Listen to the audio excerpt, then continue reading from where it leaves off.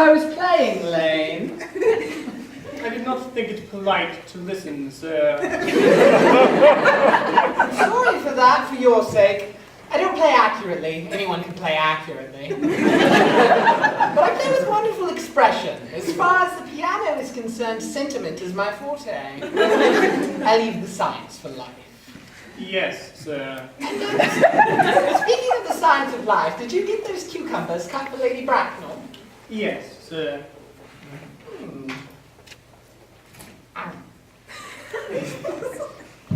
By the way, Lane, I see from your book that on Thursday night when Lord Shoreman and Mr. Worthing were dining here, 8 bottles of wine are entered as having been consumed.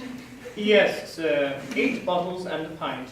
Why is it that at a bachelor's establishment the servants invariably drink the wine? I merely ask for information. I attribute it to the superior quality of the wine, sir. I have often observed that in married households, the champagne is rarely of a first-rate brand. Good heavens! Is marriage so demoralizing? I believe it is a pleasant state, sir. I have had very little experience of it myself up until the present. I have only been married once. That was a consequence of a misunderstanding between myself and a young person. I'm interested in your family life, Lane. No, sir. It is not an interesting subject. I never think of it myself. Very natural, I'm sure.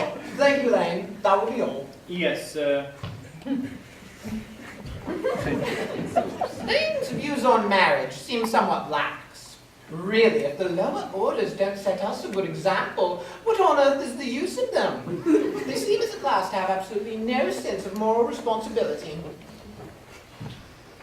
Mr. Ernest Worthing.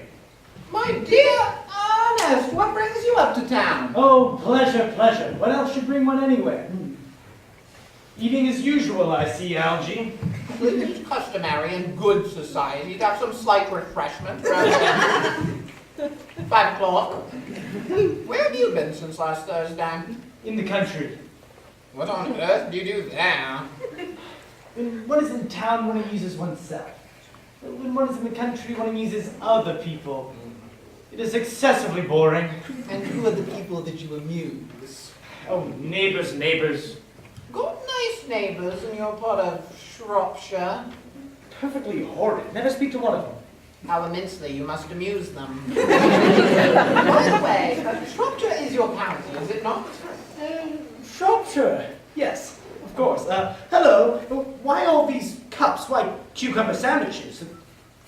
Why such reckless extravagance in one so young? Who is coming to tea? Oh, merely Aunt Augusta. And Gwendolen. How perfectly delightful. Yes, that is all very well, but I'm afraid Aunt Augusta won't quite approve of your being here. May I ask why? My dear fellow, the way you flirt with Gwendolen is perfectly disgraceful. It is almost as bad as the way Gwendolen flirts with you. I am in love with Gwendolen. I have come to town expressly to propose to her. I thought you had come up for pleasure. All that business. How utterly unromantic you are. I really don't see anything romantic in proposing. It is very romantic to be in love, but there is nothing romantic about a definite proposal. Why, one may be accepted, one usually is, I believe. But then all of the excitement is over. The very essence of romance is uncertainty. If I ever get married, I'll certainly try to forget the fact. No doubt about that, dear Algy. The divorce courts were specially invented for people whose minds are so curiously constituted. There's no use speculating on that subject. Divorces are made in heaven. Hey, please don't touch the cucumber sandwiches. They're ordered specially for Aunt Augusta. Well, you have been eating them all this time. No, different matter. It's my aunt. Here, have some bread and butter. The bread and butter is for Gwendolen. Gwendolen is devoted to bread and butter. And very good bread and butter it is, too. My dear fellow, you need not eat as if you're going to eat it all. You act as if you are married to her already. You are not married to her already. And I don't think you will be. Why on earth do you say that? Well, in the first place, girls never marry the men that they flirt with. Girls don't think it right. Oh, that is nonsense. It isn't. It is a great troupe. It accounts for the extraordinary number of bachelors one sees all over the place. And in second place, I don't give my consent. Your consent? My dear fellow, Gwendolyn is my first cousin. And before I allow you to marry her, you must clear up the whole question of Cecily. Cecily? What on earth do you mean? What do you mean, Algy by Cecily? I don't know anyone by the name of Cecily. Bring me that cigarette case Mr. Worthing left in the smoking room the last time he dined here. Yes, sir. Do you mean to say you've had my cigarette case all this time? I wish to goodness you would let me know. I have been writing frantic letters to Scotland Yard and was very nearly offered a large reward. But I wish you would offer one. You happen to be more than usually hard up. There is no point in offering a large reward now that the thing has been found. I think that rather mean of you, Ernest, I must say. However, it makes no matter, for now that I look at the inscription inside, I find that the thing isn't yours after all. Of course it is mine. You've seen me with it 100 times. And you've no right whatsoever to read what is written inside a private cigarette case. No, it is absurd to have a hard and fast rule about what one should read or what one shouldn't read. More than half of modern culture depends on what one shouldn't read. I am perfectly aware of that. And I don't propose to discuss modern culture. It isn't the sort of thing one talks about in private. I merely want my cigarette case back. But this isn't your cigarette case. This cigarette case is a present from someone of the name of Cecily. And you said you didn't know anyone of that name. Well, if you must know, Cecily happens to be my aunt. Your aunt? Yes, charming old lady she is. She lives at Tunbridge Wells. Yes, but why does your aunt call herself Little Cecily if she is your aunt and lives at Tunbridge Wells? From Little Cecily with her fondest love. My dear fellow, what on earth is there in that? Some ants are tall, some ants are not tall. That is surely a matter that an aunt may be allowed to decide for herself. You seem to think that every aunt has to be exactly like your aunt. That is absurd. For heaven's sake, just give it back to me, Algy. Yes, but why does your aunt call you her uncle? From Little Cecily with her fondest love to her dear Uncle Jack. There is no objection, I admit, to an aunt being a small aunt, but why an aunt, no matter what her size may be, should call her own nephew her uncle? I can't quite make out. Besides, your name isn't Jack at all. It's Earnest.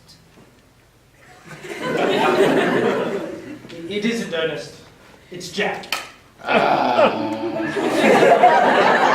You've always told me it was Earnest. I have introduced you to everyone as Earnest. You answer to the name of Earnest. You look as if your name was Earnest. You're the most earnest-looking person I've ever seen in my whole life. It's perfectly absurd you're saying your name isn't Earnest. It's on your cards. Here's one of them. Mr. Ernest Worthing, B4, The Albany. I'll keep this as proof your name is Earnest. If you ever attempt to deny it to me, or to Gwendolyn, or to anyone else. Well, if you must know, Ernest is my name in town, and Jack is my name in the country. And the cigarette case was given to me in the country. Yes, but that does not account for the fact that your small Aunt Cecily, who lives at Tunbridge Wells, calls you her dear uncle. Come on, boy, you had much better have it all out at once. My dear Alf, you talk exactly as if you were a dentist. It's very vulgar to talk like a dentist when one isn't a dentist. It produces a false impression. Well, that is exactly what dentists always do. Now, out with it. I may mention that I've always suspected you of being a confirmed and secret Bunburyist. And I'm quite certain of it now. Bunburyist? What on earth do you mean by Bunburyist? I'll reveal to you the meaning of that incomparable expression as soon as you are kind enough to inform me why you are Ernest in town and Jack in the country. Well, produce my cigarette case first. Here it is. Now produce your explanation, and pray, make it improbable. My dear Algy, I'm afraid there's nothing improbable about my explanation at all. The late Mr. Thomas Cardew, who adopted me when I was a small boy, made me his will guardian to his granddaughter, Miss Cecily Cardew. Cecily, who addresses me as uncle from motives of respect you could not possibly understand. Lives at my place in the country under charge of her admirable governess, Miss Prison. Where is that place in the country, by the way? That is nothing to you, dear boy. You are not going to be invited. And I tell you quite candidly that the place is not Shropshire. I suspected that, my dear fellow. I've Bunburied all over Shropshire on 2 separate occasions. Now, go on. Why are you Ernest in town and Jack in the country? My dear Algy, I'm not sure if you'll be able to understand my real motives. You are hardly serious enough. When one is placed in the position of guardian, one must adopt a higher moral attitude on all subjects. It is one's duty to do so. And as a high moral attitude can hardly be said to conduce very much to either one's health or happiness, I've always pretended to have the younger brother of the name of Earnest, who lives in the Albany and gets into the most dreadful scrapes. That, my dear Algy, is the whole truth, pure and simple. The truth is rarely pure and never simple. Modern life would be very tedious if it were either, and modern literature a complete impossibility. That wouldn't be at all a bad thing. Literary criticism is not your forte, my dear fellow. Don't try it. You should leave that to people who haven't been at university. They do it so well in the daily papers. What you really are is a Bunburyist. I was quite right in saying you were a Bunburyist. You were one of the most advanced Bunburyists I know. What on earth do you mean? You have invented a very useful younger brother named Earnest that you may go down to town as often as you like. I have invented an invaluable permanent invalid named Bunbury that I may go down to the country whenever I choose. Bunbury is perfectly invaluable. If it wasn't for Bunbury's extraordinary bad health. For instance, I wouldn't be able to dine with you at Willis's tonight, for I've been really engaged on to Augusta for more than a week. I haven't asked you to dine with me anywhere tonight. I know, you are absurdly careless about sending out invitations. It is extremely foolish of you. Nothing annoys people so much as not receiving invitations. You just better not dine with your Aunt Augusta. I have the smallest intention of doing anything of the kind. In the first place, I dine there on Monday, and once a week is quite enough to dine with one's own relations. In the second place, whenever I do dine there, I am always treated as a member of the family. And sit down with either no women at all, or 2. In the third place, I know perfectly well who she will sit me next to tonight. She will sit me next to Mary Farquhar, who always flirts with her own husband. That sort of thing is not very pleasant indeed. It is not even decent. And that sort of thing is enormously on the increase. The amount of women in London who flirt with their own husband. Perfectly scandalous. It looks so bad. Everybody washing one's clean linen in public. Besides, now that I know you'd be a confirmed Bunburyist, I naturally want to talk to you about Bunbury. I want to tell you all the rules. I'm not a Bunburyist at all, but if Gwendolyn accepts me, I'm going to kill my brother. Indeed, I think I'll kill him in any case.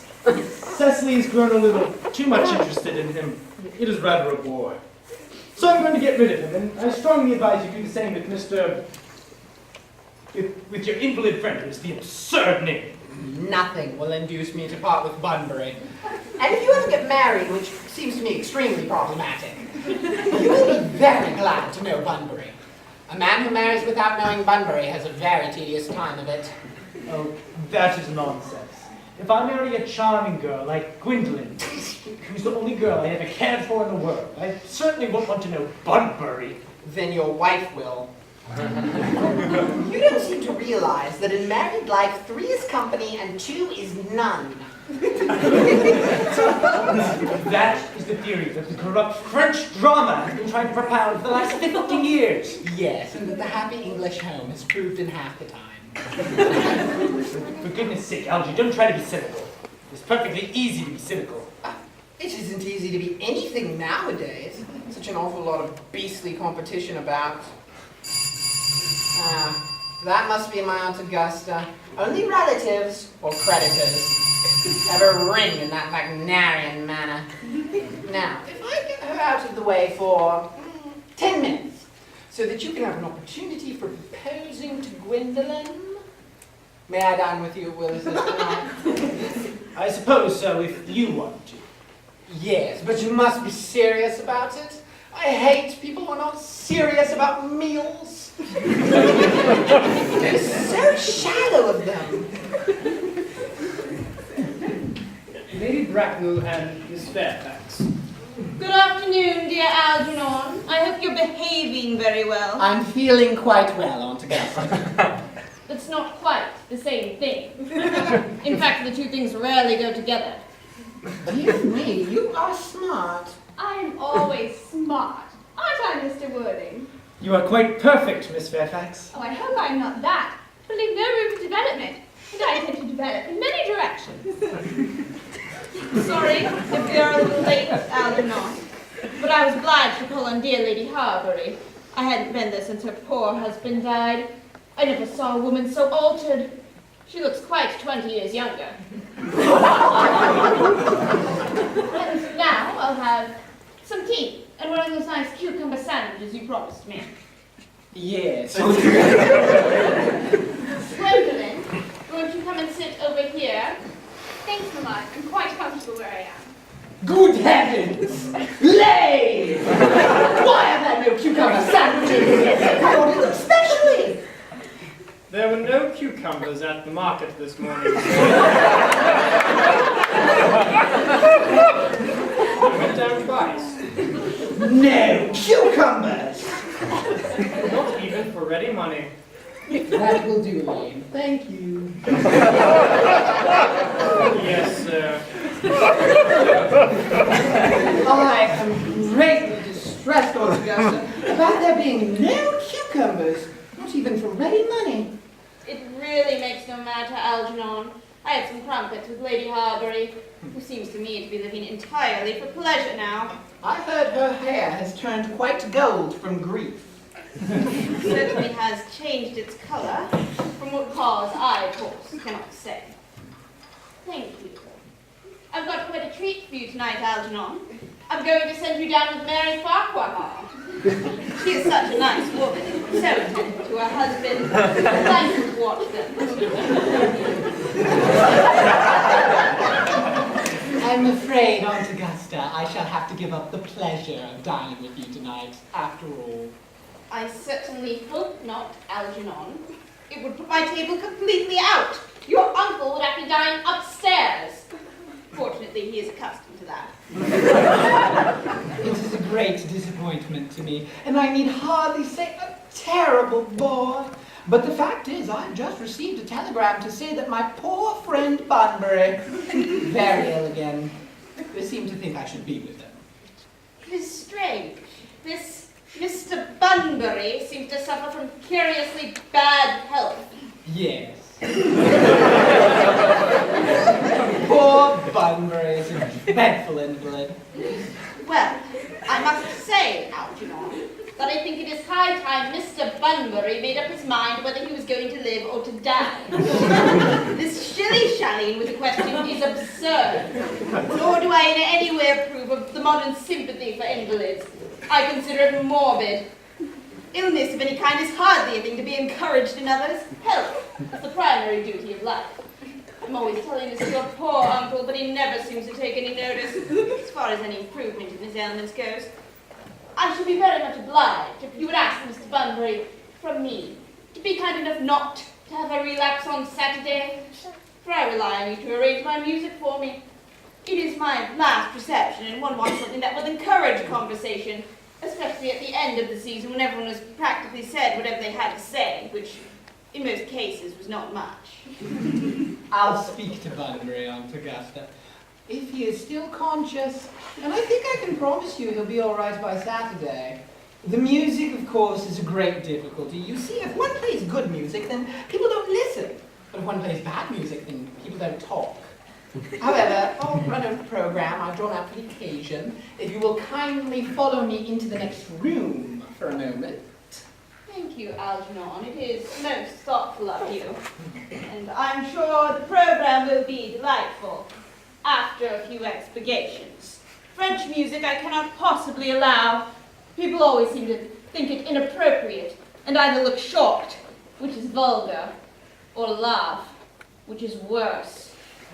But German sounds a thoroughly respectable language, and indeed I believe is so. Count Gwendolyn, you will accompany me? Certainly, Mamma.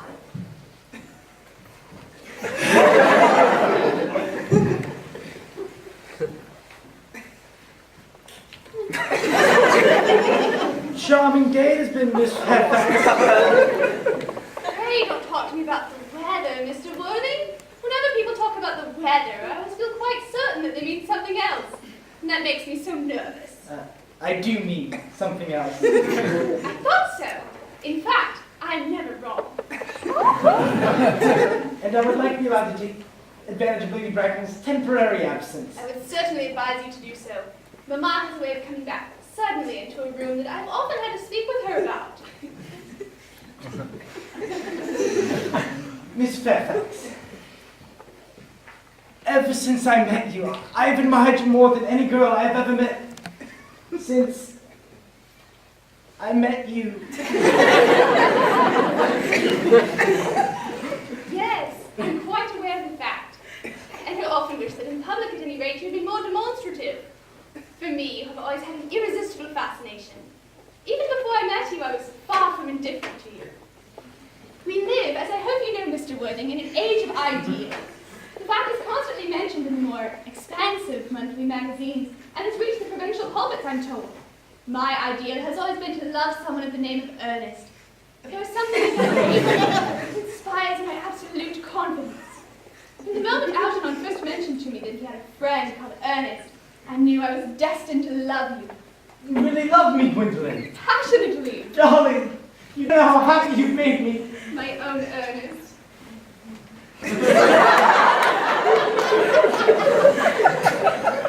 But you don't mean to say you couldn't love me if my name wasn't Ernest.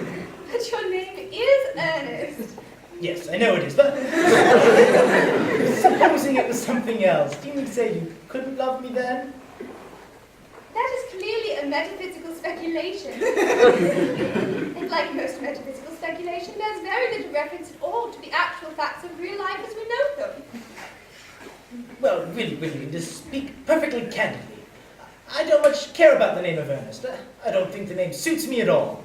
It suits you perfectly. It is a divine name. It has a music of its own. It produces vibrations.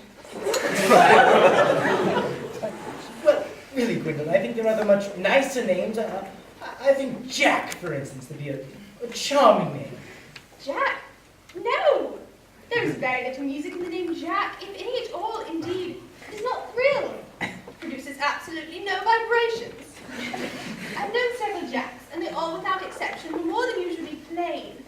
Besides, Jack is a notorious domesticity for John, and I pity any woman who must be married to a man called John. She would probably never be allowed to know the entrancing pleasure of a single moment's solitude. The only really safe name is Ernest. Gwendolyn, I must get christened at once. I mean, we must get married at once. There is no time to be lost. Married, Mr. Worthing? Well, surely. You know that I love you, and you led me to believe, Miss Fairfax, you're not entirely indifferent to me. I adore you. But you haven't proposed to me yet. Nothing has been said at all about marriage. The subject has not even been touched on. Well, may I propose to you now? I think it would be an admirable opportunity. And to spare you any possible disappointment, Mr. Worthing, I think it only fair to tell you quite frankly beforehand that I'm fully determined to accept you. Gwendolyn. Yes, Mr. Worthing? What have you to say to me? Well, you know what I've got to say to you. Yes, but you don't say it. Gwendolyn, will you marry me? Of course I will, darling. How long you've been about it? I'm afraid you've had very little experience in how to propose. My own one. I've never loved anyone in the world but you. Yes, but men often propose for practice. I know my brother Gerald does. All my girlfriends tell me so. New eyes you have, Ernest. They're quite blue. I hope you will always look at you just like that, especially when there are other people present. Mr. Worthy! Rise, sir, from the semi-recumbent posture. It is most indecorous. I must beg you to retire. This is no place for you. Besides, Mr. Worthing is not quite finished yet. Finished what, may I ask? I am engaged to Mr. Worthing, Mamma. Pardon me, you are not engaged to anyone. When you do become engaged to someone, I or your father, should his health permit him, will inform you of the fact. An engagement should come on a young girl as a surprise, pleasant or unpleasant as the case may be. But it is hardly a matter which she could be allowed to arrange for herself. And now, Mr. Worthy, I have a few questions to put to you. While I am making these inquiries, you, Gwendolen, shall wait for me below in the carriage. Mamma! In the carriage, Gwendolen.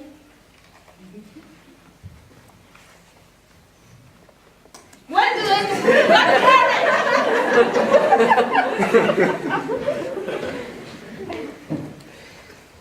You can take a seat, Mr. Worthy. Thank you, I prefer standing.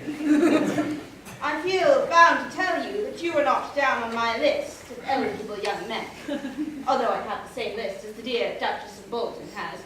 We work together, in fact. However, I am quite ready to enter your name, should your answers be what a really affectionate mother requires. Do you smoke? Well, yes, I must admit I smoke. I'm glad to hear it. A man should always have an occupation of some kind. Far too many idle men in London as it is. How old are you? 29. A very good age to be married at. I have always been of the opinion that a man who desires to be married should know either everything or nothing. Which do you know?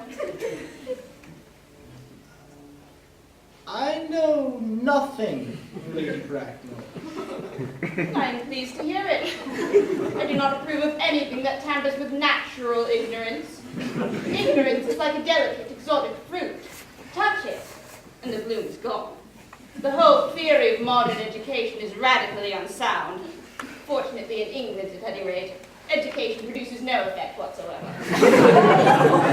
If it did, it would prove a serious danger to the upper classes and probably lead to acts of violence on Grosvenor Square. What is your income?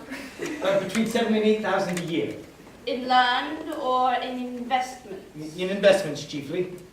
That is satisfactory. What with the duties expected from one during one's lifetime and the duties exacted from one after one's death, land has ceased to be either a profit or a pleasure. It gives one position, and prevents one from keeping it up. That's all that can be said about land.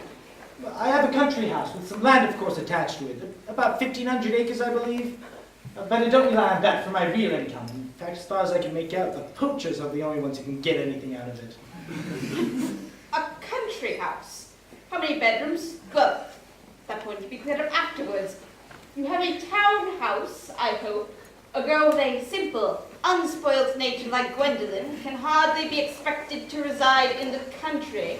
Well, I have a house in Belgrade Square, but it's let out by the Lady Bloxham. Well, of course, I can have it back whenever I like it. 6 months' notice. Lady Bloxham? I don't know her. Oh, she goes about considerably rarely. She is a lady lots of age. Nowadays, that is no guarantee of respectability of character. What number, Belgrave Square? 149. The unfashionable side. Thought there was something, however, that could easily be altered. Do you mean the fashion or the side? Both, if necessary, I presume. What are your politics? Well, I'm afraid I really have none. I'm a liberal unionist. Oh, they count as Tories. They dine with us, or come in the evening at any rate. Now, on to minor matters. Are your parents living? I've lost both my parents. To lose one parent, Mr. Worthing, may be regarded as a misfortune. To lose both looks like carelessness. Now, who was your father? He was evidently a man of some wealth. Was he born into what the radical papers call the purple of commerce, or did he rise from the ranks of the aristocracy? Well, I'm afraid I really don't know, Lady Bracknell. You see, I said I have lost both my parents, but it would be near the truth to say that my parents seem to have lost me. I don't really know who I am by birth. I was found. Found? Yes, the old Mr. Thomas Cardew, a gentleman of very kindly disposition, found me and gave me the name of Worthing, because he had a first-class ticket in his pocket for Worthing at the time. Worthing's a place in Sussex. It's a seaside resort. Where did the charitable gentleman with a first-class ticket for this seaside resort find you? In a handbag. A handbag? Yes, Lady Bracknell, I was found in a handbag. A somewhat large, black, leather handbag with, handles. A perfectly ordinary handbag, in fact. And in what locality did this Mr. James or Thomas Cardew find this ordinary handbag? In the cloakroom at Victoria Station. It was given to him in mistake for his own. The cloakroom at Victoria Station. The Brighton line. The line is immaterial. Mr. Worthing, I must confess I feel somewhat bewildered by what you've just told me. To be born, or at any rate bred, in a handbag, whether it had handles or not, seems to me to display a contempt for the ordinary decencies of family life that remind one of the worst excesses of the French Revolution. I presume you know what that unfortunate movement led to. As for the particular locality in which the handbag was found, a cloakroom at a railway station might serve to conceal a social indiscretion. This has probably indeed been used for that purpose before now, but it could hardly be regarded as an assured basis for a recognized position in good society. Well, may I ask what you would advise me to do, Lady Bracknell? I need hardly say I would do anything in my power to ensure Gwendolyn's happiness. I would strongly advise you, Mr. Worthing, to try and acquire some relations as soon as possible, and to make a definite effort to produce at any rate one parent of either sex before the season is quite over. Well, I don't see how I could possibly manage to do that. I could produce the handbag at any moment. I think that should surely satisfy you, Lady Bracknell. Me? Sir? What has it to do with me? You can hardly imagine that Lord Bracknell and myself could allow our only daughter, a girl brought up with the utmost care, to marry into a cloakroom and form an alliance with a parcel. Good morning, Mr. Worthing. Good morning.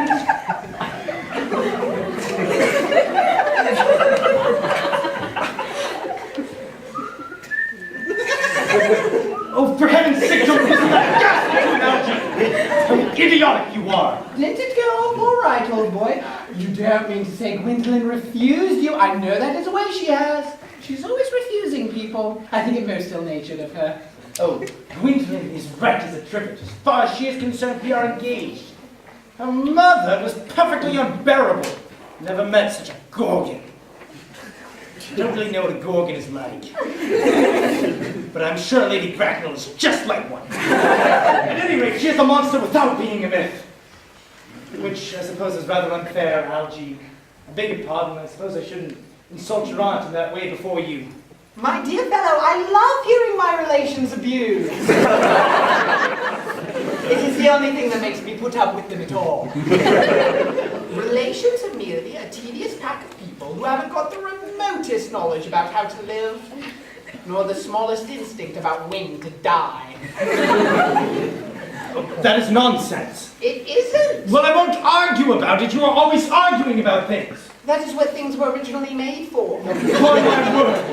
If I thought that, I'd shoot myself. You don't think, Algy, there's any chance of Gwendolyn becoming like a mother in 150 years, do you? All women become like their mothers. That is their tragedy. No man does. That's his. Is that clever? It's perfectly phrased, and quite as true as any observation in civilized life should be. I am sick to death of cleverness. You can't go anywhere without meeting clever people. Everybody's clever nowadays. It has become an absolute public nuisance. I wish to goodness we had a few fools left. We have. I should extremely like to meet them. What do they talk about? The fools? Oh, about the clever people, of course. But fools. By the way, have you told Gwendolyn yet about your being Earnest in town and Jack in the country? My dear fellow! The truth isn't the sort of thing you tell to a sweet, refined girl like Gwendolyn. What extraordinary ideas you have on how to behave to a woman. The only way to behave to a woman is to make love to her, if she is pretty, and to someone else, if she is plain. That is nonsense! What about your brother? What about the profligate Earnest? Oh, I shall have got rid of him by the end of the week. I'll say he died in Paris of apoplexy. Lots of people die of apoplexy quite suddenly, don't they? Yes, my dear fellow, but it's hereditary. It's the sort of thing that runs in families. You might much better say severe chill.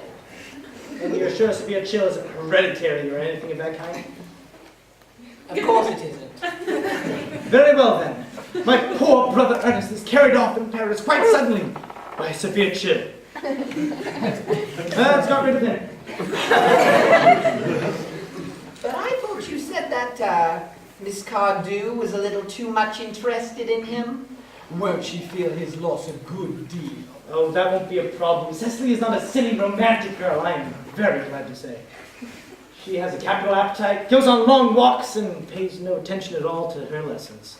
I should rather like to meet Cecily. I shall take extreme care that you never do. She is excessively pretty and only just 18. Have you told Gwendolyn yet that you have an excessively pretty ward who's only just 18?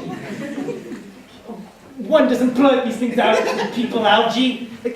Gwendolyn and Cecily are perfectly certain to be extremely great friends. I'll bet you anything you like.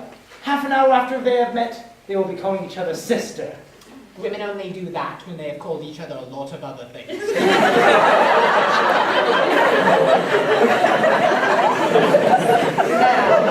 my dear fellow, if we want to get a good table at Willis's, we really must go and dress. Did you know it is nearly 7? Oh, it is always nearly 7. Well, I'm hungry. I never knew you when you weren't. What shall we do after dinner? Go to the theatre? No, I love listening. Well, let us go to the club. No, I hate talking. Well, we might drop round to the Empire at around 10. No, I despise looking at things. It is so silly. Well, then what shall we do? Nothing. It is awfully hard work doing nothing. However, I don't mind hard work as long as there is no definite object of any kind. Miss Fairfax. Gwendolyn, upon my word. Algie, kindly turn your back. I have something very particular to say to Mr. Worthing. Really, Gwendolyn, I don't think I can allow this at all. Algie, you always adopt a strictly immoral attitude on life. You're not quite old enough to do that. My own darling. Ernest, we may never be married. From the expression of Mamma's face, I fear we never shall. Few parents nowadays pay any regard to what their children say to them. The old-fashioned respect for the young is fast dying out. The influence I had over Mamma, I lost at the age of 3. But although she may prevent us from becoming man and wife, I'd only marry someone else, and very often. Nothing she could ever do could alter my eternal devotion to you. Dear Gwendolyn. The story of your romantic origin, as related to me by Mamma with unpleasing comments, has naturally stirred the deeper fibers of my nature. The Christian name is incredibly incomprehensible to me. The exquisiteness of your character is too wonderful. Your town address at the Abbey, I have. What is your address in the country? The Manor House, Woolton, Hertfordshire. There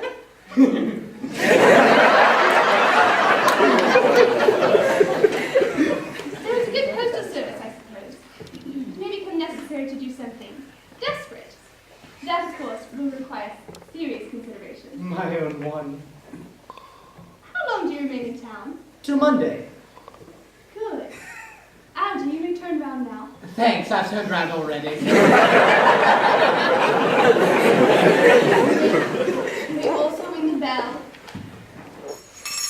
allow me to see you to your carriage, my own one? Certainly. I will see Miss Fairfax out. Yes, sir. A glass of sherry, Lane. Yes, sir. Tomorrow, Lane, I'm going bunburying. Very good, sir. I shall probably not be back till Monday. You may put up my dress clothes, my smoking jackets, and all the Bunbury suits. Yes, sir. I hope tomorrow will be a fine day, Lane. It never is, sir. Lane, you're a perfect pessimist. I do my best to give satisfaction, sir. Now there's a sensible, intellectual girl. The only girl I ever loved, ever.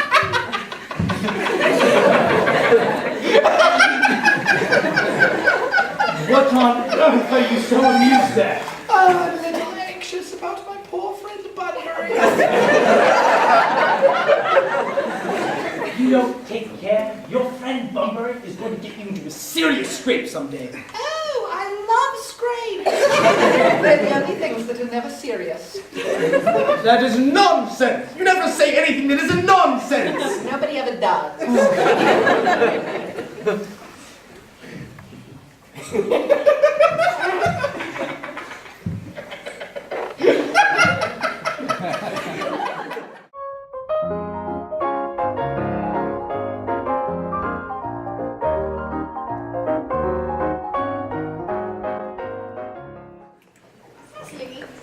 Cecily, surely such a utilitarian occupation as the watering of flowers is rather Malton's duty than yours, especially at a moment when intellectual pleasures await you. Your German grammar is on the table. We're opening at page 15. We will repeat yesterday's lesson. But I don't like German. It isn't at all a becoming language. I know perfectly well that I look quite plain after my German lesson. Child, you know how anxious your guardian is that you improve yourself in every way. He laid particular stress on your German as he was leaving for town yesterday. Indeed, he always lays stress on your German when he's leaving for town. Dear Uncle Jack is so very serious. Sometimes he is so serious that I think he cannot be quite well. Your guardian enjoys the best of health, and his gravity of demeanour is especially to be commended in one so comparatively young as he is. I know no one with a higher sense of duty and responsibility. I suppose that is why he often looks a little bored when we three are together. Cecily, I am surprised at you. Mr. Worthing has many troubles in his life. Idle merriment and triviality would be out of place in his conversation. You must remember his constant anxiety about that unfortunate young man, his brother. I wish Uncle Jack would allow that unfortunate young man, his brother, to come around here sometime. We might have a good influence on him, Miss Prism. I'm sure you certainly would. You know German and geology and things of that nature influence a young man very much. I do not think that you and I produce any effect on a character that, according to his own brother's admission, is irretrievably weak and vacillating. Indeed, I do not think I would desire to reclaim him. I'm not in favour of this modern mania for turning bad people into good people at a moment's notice. As a man sows, so shall he reap. But you must put away your diary, Cecily. I really don't see why you should keep a diary at all. I keep a diary in order to enter the wonderful secrets of my life. If I didn't keep a diary, I should forget all about them. Memory, my dear Cecily, is the diary we all carry back with us. Yes, but memory usually chronicles the things that haven't happened or couldn't possibly have happened. I believe memory is responsible for nearly all 3-volume novels Moody sends us. Do not speak slightingly of the 3-volume novel, Cecily. I wrote one myself in earlier days. Did you really, Miss Prism? How wonderfully clever you are. Tell me, did it end happily? I hope it did not end happily. I don't like novels that end happily. They depress me so much. Well, the good ended happily and the bad unhappily. That is what fiction means. I suppose so, but it seems so very unfair. And was your novel ever published? Alas, no. The manuscript unfortunately was abandoned. I use the word in this instance lost or mislaid. But to your work, child, these speculations are profitless. But I see Dr. Chasuble coming up through the garden. Dr. Chasuble, this is indeed a pleasure. And how are we this morning? You are, I hope, well. Miss Prism has just been complaining of a slight headache, and I think it would do her very much good to have a short stroll with you through the park, Dr. Chasuble. Cecily, I have not mentioned anything about a headache. Yes, Miss Prism, I know that. But I felt instinctively that you had a headache. Indeed, I was thinking about that just now, and not about my German when the rector came in. I hope, Cecily, you are not inattentive. Oh, I'm afraid I am. That is strange. Were I fortunate enough to be Miss Prism's pupil, I should hang upon her lips.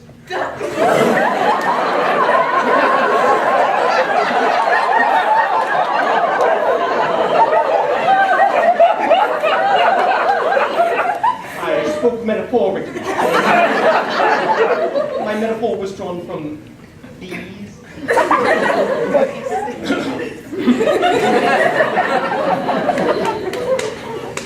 Mr. Worthing, I suppose, has not returned from town yet. We do not expect him to have Monday afternoon. Ah, yes, he usually likes to spend his Sunday in London. He is not one of those whose sole aim is enjoyment, as by all accounts that unfortunate young man his brother seems to be. But I must not disturb Egeria and her pupil any longer. Egeria? My name is Letitia, Doctor. A classical allusion, Mary, drawn from the pagan authors. But I shall see you both no doubt at evensong. I think, dear Doctor, I will have a stroll with you. I find I have a headache after all, and a walk might do it good. With pleasure, Miss Prism, with pleasure. We might go as far as the schools and back. That would be delightful. Cecily, you will read your political economy in my absence. The chapter on the fall of the Rupee may omit. It is somewhat too sensational. Even these metallic problems have a melodramatic side. Horrid political economy, horrid geology, and horrid German. Mr. Ernest Worthing has just... Mr. Ernest Worthing. Just driven over in the station. He's brought his luggage with him. Mr. Ernest Worthing, B4, the Albany. Uncle Jack's brother. Did you tell him Mr. Worthing was in town? Yes, miss. He seemed very much disappointed. I mentioned to him that you, Miss Prism, were in the garden. He seemed very anxious to speak to you privately for a moment. Pray, ask him to come out here. And I suppose you had better talk to the housekeeper about a room for him. Yes, miss. I have never met any really wicked person before. I feel rather frightened. I am so afraid he will look just like everybody else.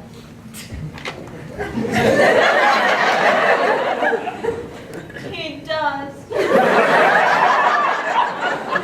You are my little cousin Cecily, I'm sure. You are under some strange mistake, for I am not little. In fact, I am more than unusually tall for my age.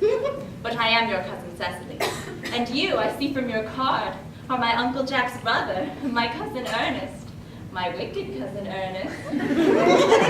I'm not really wicked at all, cousin Cecily. You mustn't think I'm wicked. If you are not, then you certainly have been deceiving us all in this most inexcusable manner. I hope you have not been pretending to be wicked and truly being very good all the time. That would be hypocrisy. Well, I suppose I have been rather reckless. I'm glad to hear it. In fact, now that you mention the subject, I've been very bad in my own small way. I don't think you should be very proud of that, though I'm sure it must have been very pleasant. It is much pleasanter being here with you. I don't understand how you are here at all. Uncle Jack will be back till Monday afternoon. That is a great disappointment to me. I'm obliged to go up by train on Monday morning. I have a business appointment that I'm very anxious to miss. Couldn't you miss it anywhere but in London? No, the appointment is in London. Oh. Well, I of course know how important it is not to keep a business engagement if one wants to retain any of the sense of beauty in life. But still, I think you had better wait till Uncle Jack arrives. He wants to speak with you about your emigrating. About my what? You're emigrating. He's gone up to buy your outfit. I certainly wouldn't let Jack buy my outfit. has no taste in neckties at all. I don't think you'll require neckties where you're going. Uncle Jack is sending you to Australia. To Australia? I'd sooner die. Well, at supper on Wednesday night, Uncle Jack said you had better choose between this world, the next world, or Australia. Well, the reports I have heard of Australia and the next world, not particularly comforting. This world is good enough for me, Cousin Cecily. Yes, but are you good enough for it? I'm afraid I'm not that. That's why I would like you to reform me. You might make it your mission, if you don't mind, Cousin Cecily. I'm afraid I've got no time this afternoon. Oh. Well, would you mind me reforming myself this afternoon? That is very quixotic of you. I think you should try. I will. I feel better already. You are looking a little worse. That is because I'm hungry. Oh, how thoughtless of me. I should have remembered that when one is trying to lead an entirely new life, one requires regular and wholesome meals. Won't you come in? Thank you. Might I have a buttonhole first? I never have any appetite at all unless I have a buttonhole first. A marshmallow nail? No. I'd sooner have a pink rose. Why? Because you are like a pink rose, Cousin Cecily. I don't think it is right of you to talk to me like that. Miss Prism never says such things to me. Miss Prism is a short-sighted old lady. You are the prettiest girl I ever saw. Miss Prism says good looks are a snare. They are a snare that every sensible man would like to be caught in. Such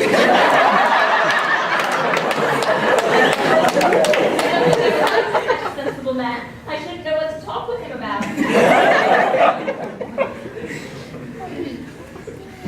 You were too much alone, dear Dr. Chasuble. You should get married. A misanthrope I can understand. A womanthrope, never. Believe me, I do not deserve so neologistic a phrase. The precept as well as the practice of the primitive church was distinctly against matrimony. Well, that is obviously the reason why the primitive church has not lasted up to the present day.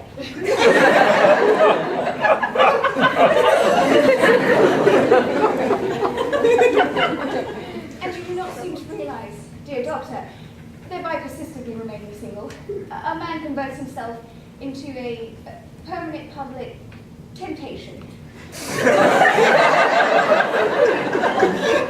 Men should be more careful. This very celibacy leads weaker vessels astray.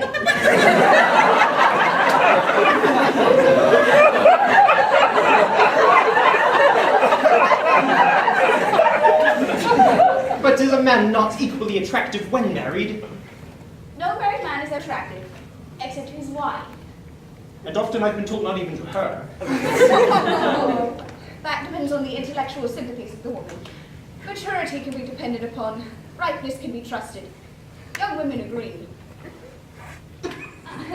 I spoke horticulturally. My metaphor was drawn from fruits. Where is Cecily? Perhaps she followed us to the schools. Mr. Worthing. Mr. Worthing? This is a big surprise. I did not book you till Monday afternoon. I have returned sooner than I expected. Dr. Chasuble, I hope you are well. Dear Mr. Worthing, I trust this garb of woe does not betoken some terrible calamity. My brother. More shameful debts and extravagance. Still leading his life of pleasure. Dead! No! Your brother is quite dead. What a lesson for him. I trust you will profit by it. Mr. Worthing, I offer you my sincerest condolence. You have at least the consolation of knowing that you were always the most generous and forgiving of brothers. Poor Ernest. He had many faults, but this is a sad blow. Very sad indeed. Were you with him at the end? No, he died abroad, in Paris in fact. Had a telegram from the manager at the Grand Hotel. Was the cause of death mentioned? A severe chill, it seems.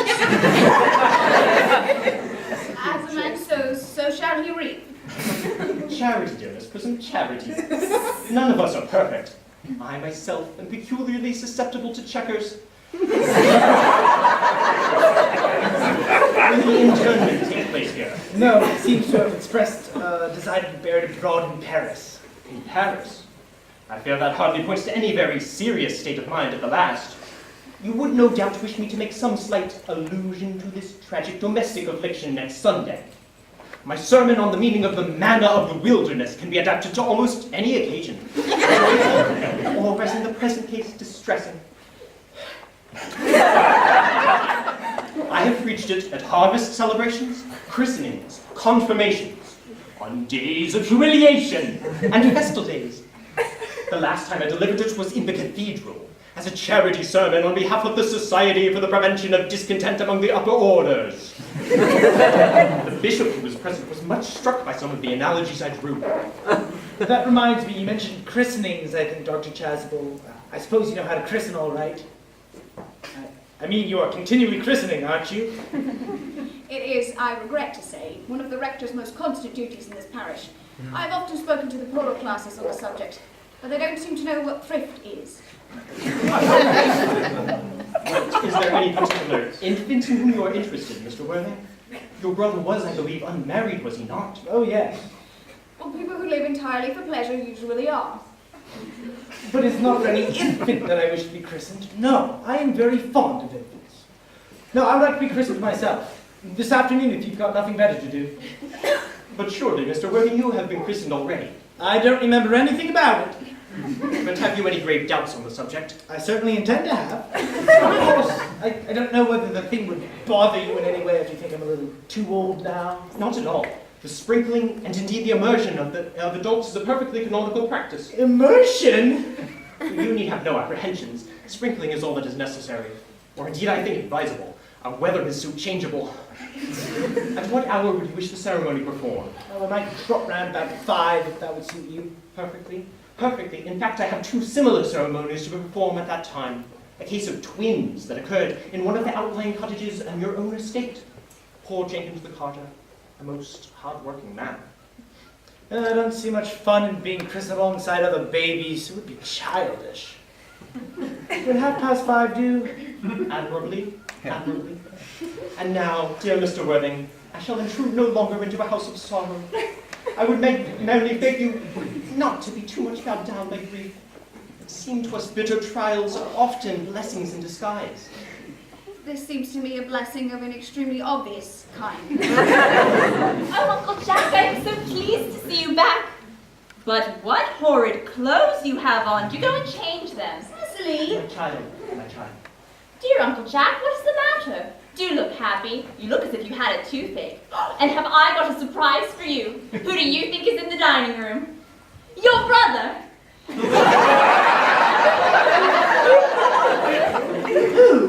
Your brother Ernest. He arrived about half an hour ago. That's nonsense, Cecily. I haven't got a brother. Oh, don't say that. However badly Ernest may have treated you in the past, he is still your brother. You couldn't be so heartless as to disown him. I'll tell him to come out, and you will shake hands with him, won't you, Uncle Jack? These are very joyful tidings.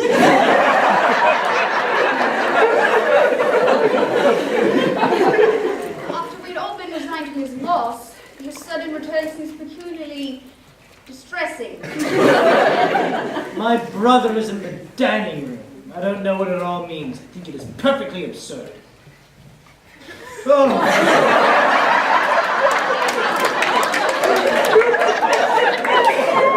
Brother John! I have come down from town to tell you that I am very sorry for all the trouble I have given you, and that I intend to lead a better life in the future. Uncle Jack, are you going to refuse your own brother's hand? Nothing will induce me to take his hand. I find him coming down here perfectly disgraceful. He knows perfectly well why.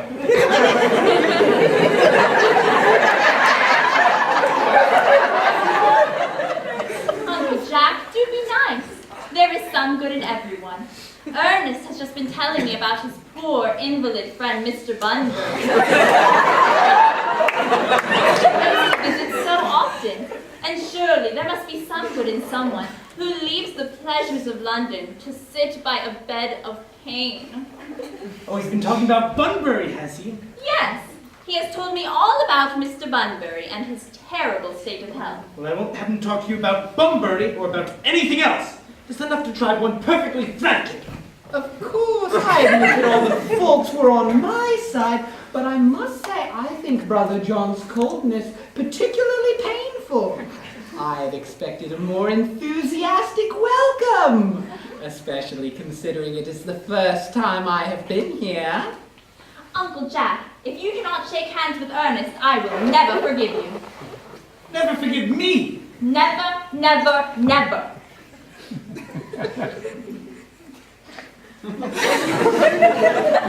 Well, this will be the last time I ever do it. It is pleasant, is it not, to see so perfect a reconciliation? I think we might leave the two brothers together. Cecily, you will come with us. Yes, Miss Prism. My little task of reconciliation is over. You have done a beautiful action today, dear child. We must not be premature in our judgments. I'm very happy. You young scoundrel, Algy! You must leave here as soon as possible. I don't allow any Bunburying here. I've unpacked Mr. Ernest's things and put them in the room next to yours, sir. Suppose that is all right. What? Mr. Ernest's luggage, sir. I've unpacked it and put it in the room next to yours. His luggage? Yes, sir. 3 portmanteaus, large dressing case, 2 hat boxes, and 1 large luncheon basket. I'm afraid I can't stay more than a week this time. Airman, order the dog cart at once. Mr. Ernest has been suddenly called back to town. Yes, sir. What a fearful liar you are, Jack. I haven't been called back to town at all. Yes, you have. I haven't heard anybody call me. Your duty as a gentleman calls you back. My duty as a gentleman has never interfered with my pleasures in the smallest degree. Well, I can quite understand that. Well, Cecily is a darling. You are not to speak of Miss Cardew that way. I don't like it. Well, I don't like your clothes. You look perfectly ridiculous in them. Why on earth don't you go up and change? It is perfectly absurd to be in deep mourning for a man who is actually staying with you for a whole week. As a guest. You are certainly not staying with me for a week as a guest or as anything else. You've got to leave by the 4:05 train. Well, I certainly won't leave you so long as you are in mourning. It would be most unfriendly of me. If I were in mourning, you would stay with me, I suppose. I should think it very unkind of you if you didn't. Well, will you go if I change my clothes? Yes, if you're not too long about it. I never saw anybody take so long to dress. And with such little result. Well, that is better than always being overdressed as you are. If I'm occasionally a little overdressed, I always make up for it by being immensely overeducated. Your vanity is ridiculous. Your conduct an outrage, and your presence in my garden utterly absurd. However, you've got to catch the 4:05 train, and I hope you have a pleasant journey back to town. This Bunburying, as you call it, has not been a great success for you. I think it has been a great success. I'm in love with Cecily, and that is everything. But I must see her again before I go and make arrangements for another Bunbury. Oh, there she is. I just came back to water the roses. I thought you were with Uncle Jack. He's going to order the dog cart for me. Oh, is he going to take you for a nice drive? He's going to send me away. Oh, then have we got to part? I'm afraid so. It is a very painful parting. It is always painful to part with people whom one has just met. The absence of old friends one can endure with equanimity, but even a momentary separation from anyone whom just met is almost unbearable. Thank you. The dog cart is at the door, sir. It can wait, Merriman, for 5 minutes. Yes, miss. Cecily, I hope that I shall not offend you if I state quite openly and frankly that you seem to me to be in every way the visible personification of absolute perfection. I think your frankness does you great credit, Ernest. And if you allow me, I will copy your remarks into my diary. You really keep a diary? I'd give anything to look at it, may I? Oh, no. It is simply a very young girl's records of her own thoughts and impressions, and consequently meant for publication. When it comes out in volume form, I do hope you'll buy a copy. But pray, Ernest, don't stop. I delight in taking down from dictation. I have reached absolute perfection. You can go on. I'm quite ready for more. Oh, don't cough, Ernest. When one is dictating, one should speak quite clearly and fluidly, and not cough. Besides, I don't know how to spell a cough. Cecily, ever since I first laid eyes upon your wonderful and incomparable beauty, I have dared to love you wildly, passionately, devotedly, hopelessly. I don't think you should say that you love me wildly, passionately, devotedly, hopelessly. Hopelessly doesn't seem to make much sense, does it? Cecily! The dog cart is waiting, sir. Tell it to come round next week at the same hour. Yes, sir. Uncle Jack would be very much annoyed if he knew you were staying on till next week at the same hour. Oh, I don't care about Jack. I don't care about anyone in the whole world except for you. I love you, Cecily. You will marry me, won't you? Oh, you silly boy, of course. Why, we've been engaged for the last 3 months.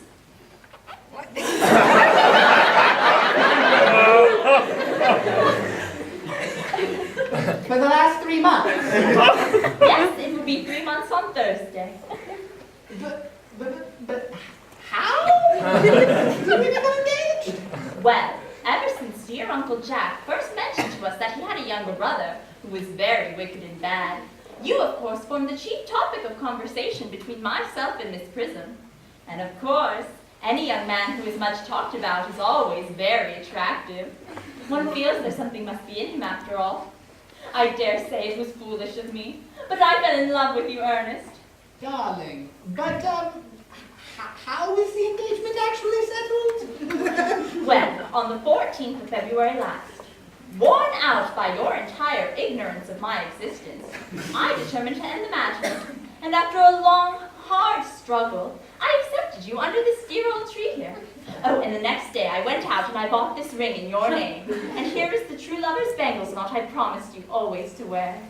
Did I get you this? It's very pretty, isn't it? Yes, you've got wonderfully good taste, Ernest. It's the excuse I've always given you for leading such a bad life. Oh, and here's the box in which I keep all your dear letters. Ah, my letters. But Cecily, I have not written you any letters. Oh, you needn't hardly remind me of that, Ernest. I remember only too well. I was forced to write your letters for you. I always wrote 3 times a week, and sometimes oftener. Oh, do let me read them, Cecily. Oh, no, I couldn't possibly. They would make you far too conceited. 3 you wrote me after I had broken off the engagement are so beautiful and so badly spelled that even now I can hardly read them without crying a little. But was our engagement ever broken off? Oh, of course it was. On the 22nd of March. You can read the entry if you like. Today, I broke off my engagement with Ernest. I feel it better to do so. The weather still continues charming. But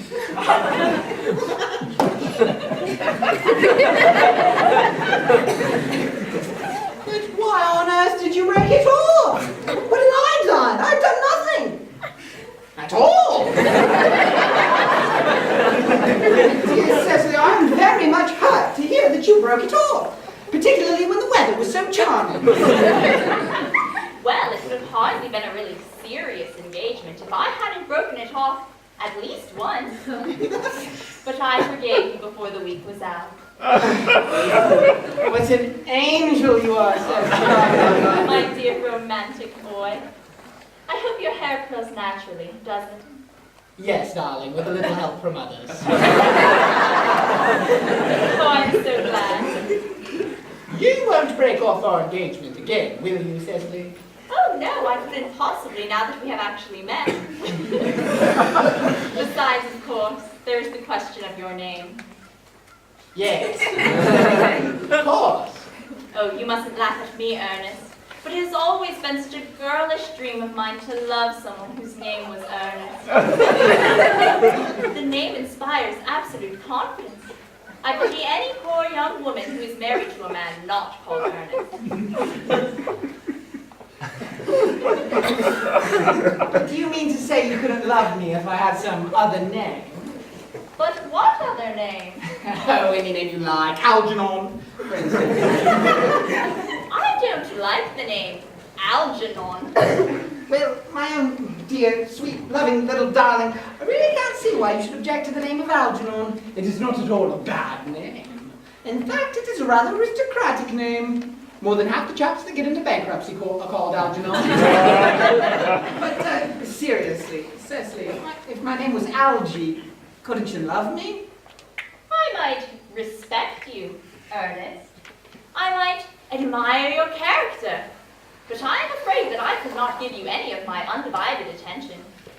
Cecily, your rector here is, I suppose, thoroughly experienced on all the rites and ceremonials of the church.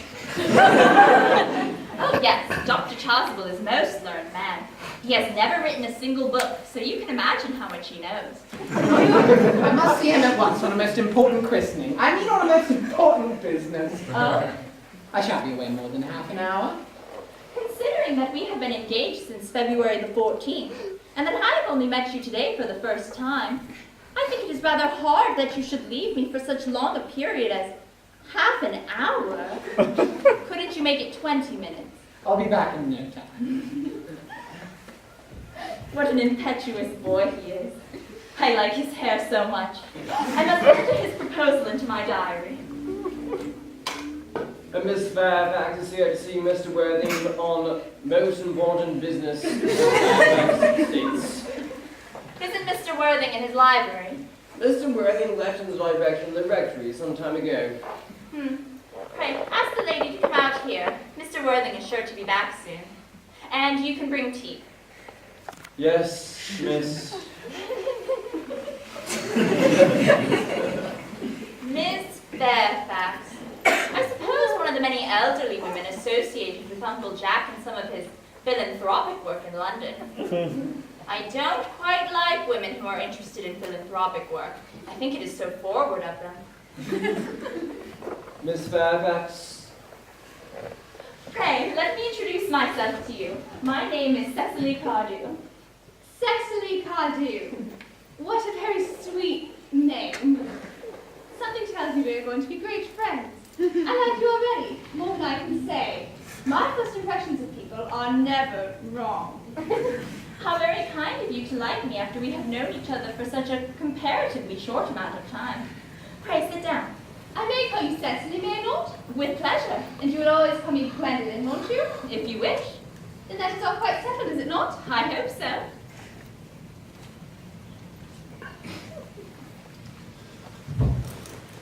Perhaps this might be a favourable opportunity for my mentioning who I am. My father is Lord Bracknell. You have never heard of Papa, I suppose? I don't think so. Outside the family circle, Papa is, I'm glad to say, entirely unknown. I think that is quite as it should be. The home seems to me to be the proper sphere for a man. And certainly once a man begins to neglect his domestic duties, he becomes painfully effeminate, does he not?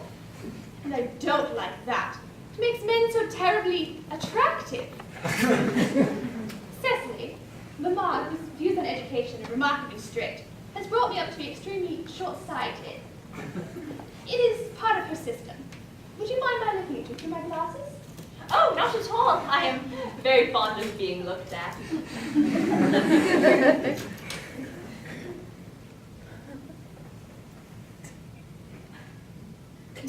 are here on a short visit, I suppose. Oh no, I live here. Really?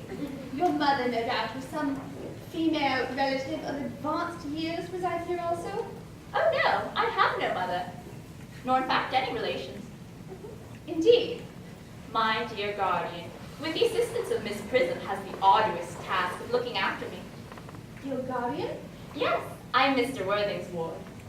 Oh, just strange. He never mentioned to me that he had a ward. How secretive of him. He grows more interesting hourly. I'm not sure, however, that this news inspires me with feelings of unmixed delight. I'm very fond of you, Cecily. I've liked you ever since I met you. But I feel bound to state that now that I know you are Mr. Worthing's ward, I cannot help expressing a wish that you were, well, a little older than you seem, and not quite so very alluring in appearance. In fact, if I may speak candidly... Oh, pray do. I believe when anyone has anything unpleasant to say, one should always speak quite candidly. But to speak with perfect candor, Cecily, I wish you were fully 42 and more than usually plain for your age. Ernest has a strong, upright nature.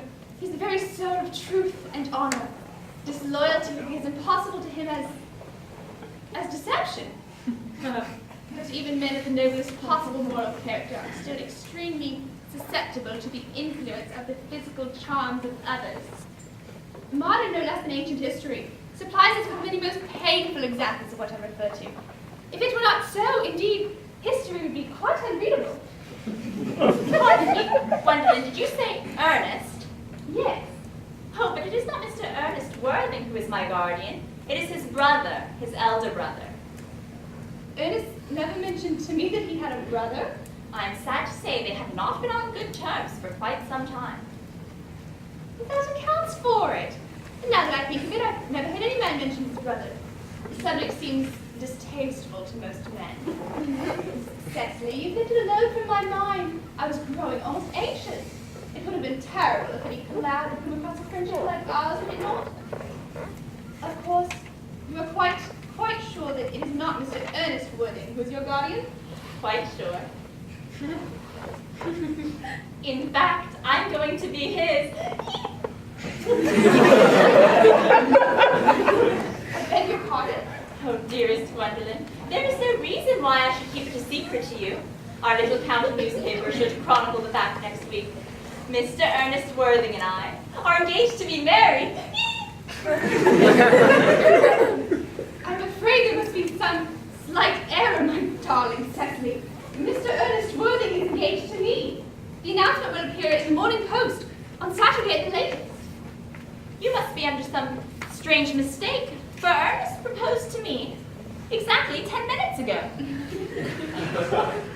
It's certainly very curious, for he asked me to be his wife yesterday afternoon at 5:30. If you would care to verify the incident, pray do so.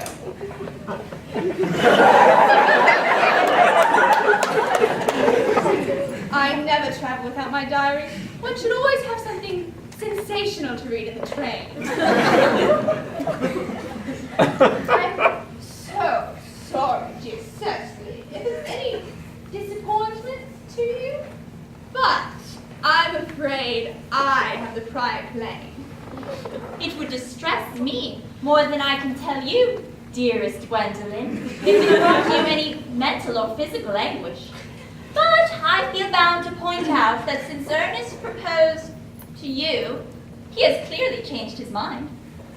If the poor fellow has become entrapped into any foolish promise, I shall consider it my duty to rescue him at once with a firm hand. Whatever entanglement my dear boy may have gotten into, I will never reproach him with it after we are married. Do you allude to me, Miss Cardew, as an entanglement?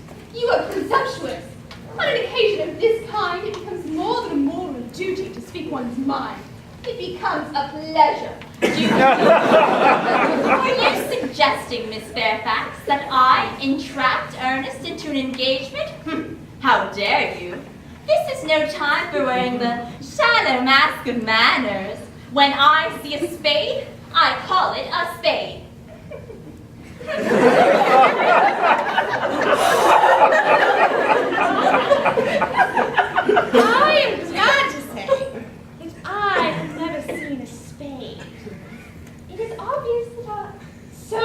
years have been widely different. Shall I lay the tea here as usual?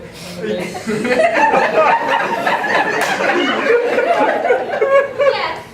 as usual.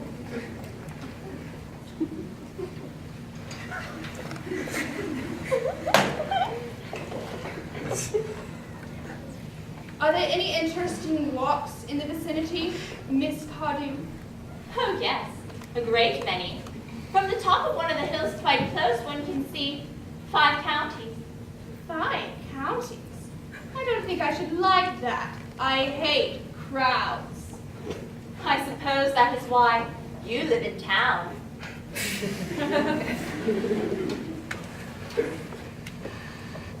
Quite a well-kept garden this is, Miss Cardew. So glad you like it, Miss Fairfax. I had no idea there were any flowers in the country. Flowers are as common in the country as people are in London. Oh, personally, I cannot understand how anybody manages to exist in the country. If anybody who is anybody does, the country always bores me to death. Huh, this is what the newspapers call agricultural depression, is it not? I believe the aristocracy are suffering it from a great deal at the present, or so I've been told. Can I offer you some tea, Miss Fairfax? Thank you, detestable girl. But I require tea. Sugar? No, thank you. Sugar is not fashionable anymore.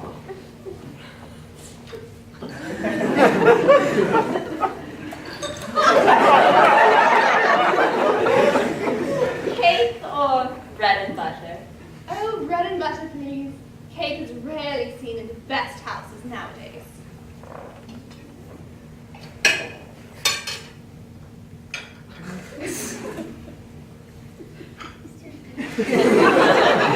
And that too, Miss Fairfax.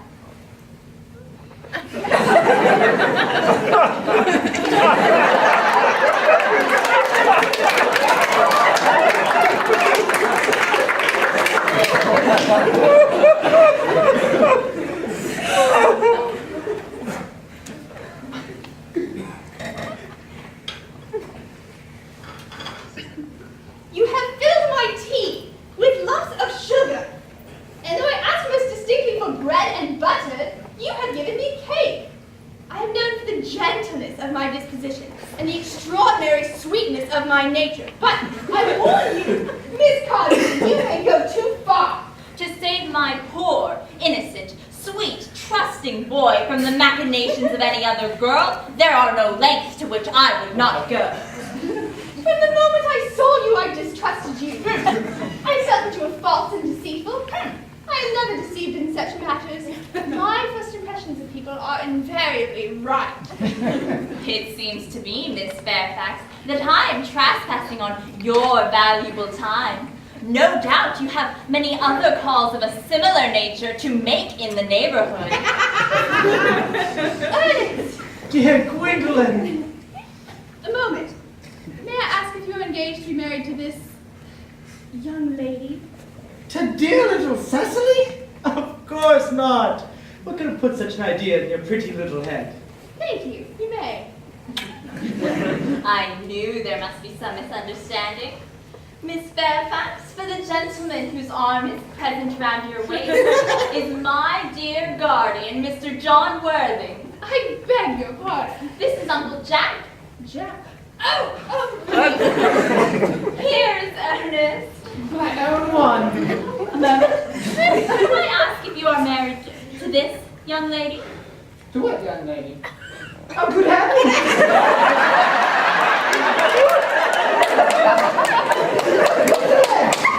Yes, to good heavens, Gwendolyn. I mean, Gwendolyn. No, what could have put such an idea into a pretty little head? Thank you, you may. I thought there might be some slight error, Miss Cardew. The gentleman who is now embracing you is my cousin, Mr. Algernon Montclair. Algernon Montclair? Oh, Algernon. I cannot deny it. Is your name really John? I could deny it if I liked. I could deny anything if I liked. But my name certainly is John. It has been John for years. Gross deception has been practiced on us. My poor wounded Cecily.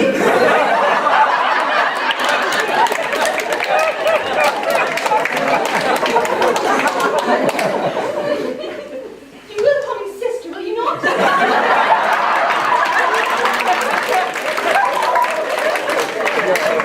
There is just one question I would like to be allowed to ask my guardian.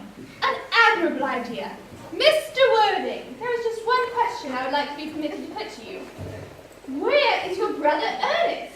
We are both engaged to be married to your brother Ernest. So it is a matter of some importance to us to know where your brother Ernest is at present.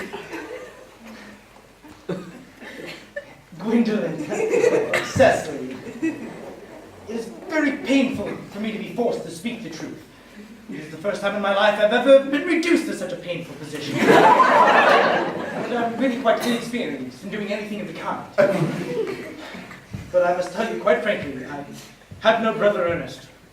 I have no brother at all. I've never had a brother, and certainly have not the slightest intention of ever having one in the future.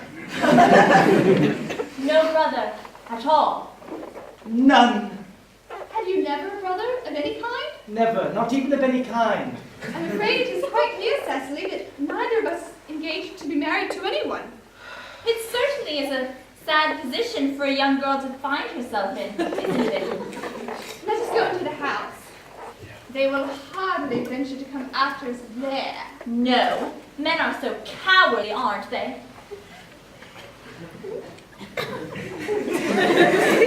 This ghastly state of things is what you call bunburying, I suppose. Yes!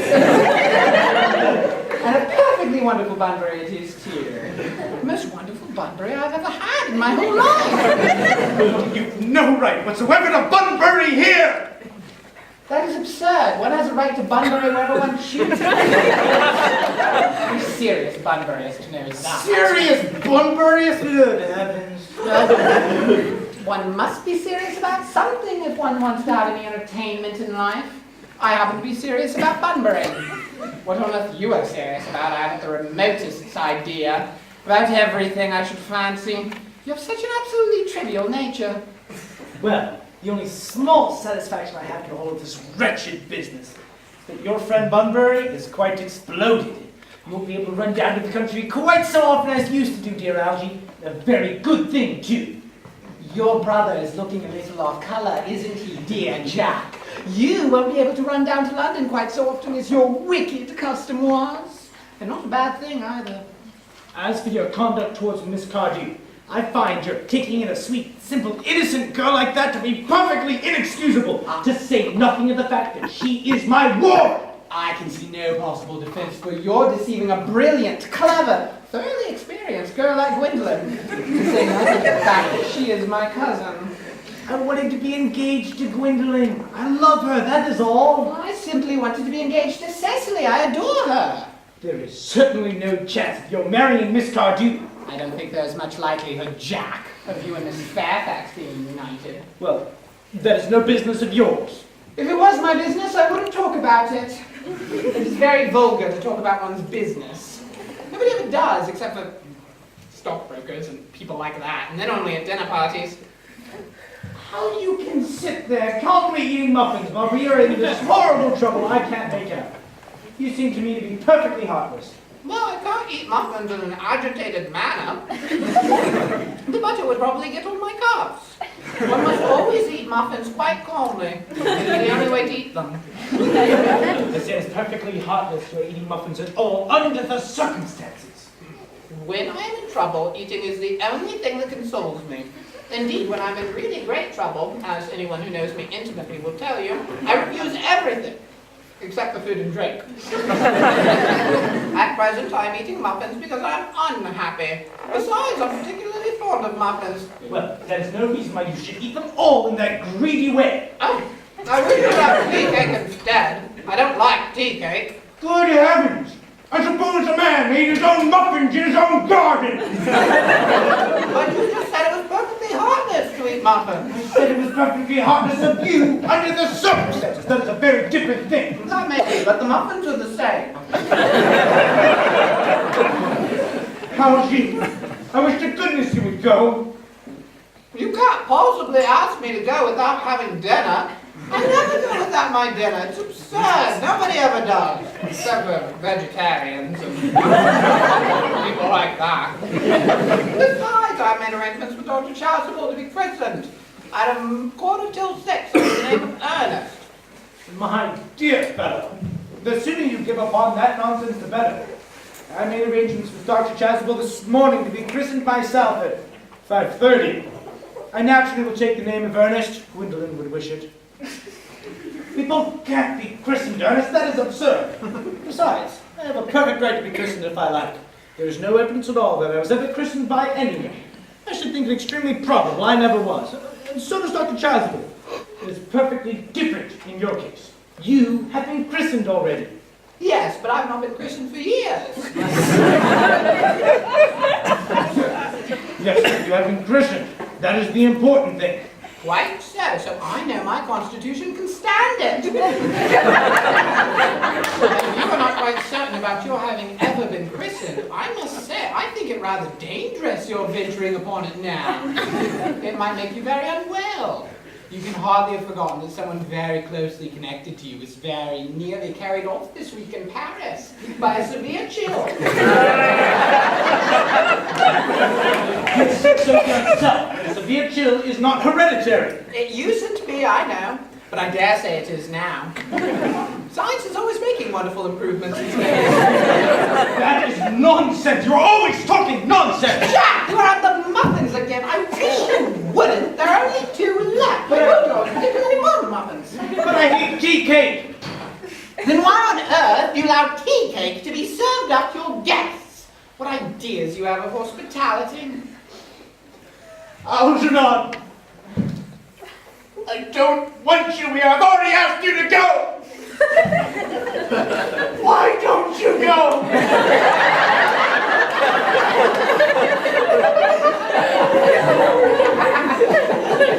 I haven't quite finished my tea yet. Besides, there's still 1 muffin left.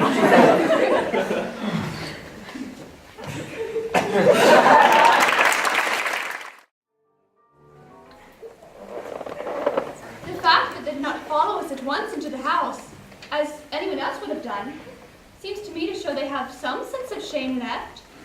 They have been eating muffins. That looks like repentance.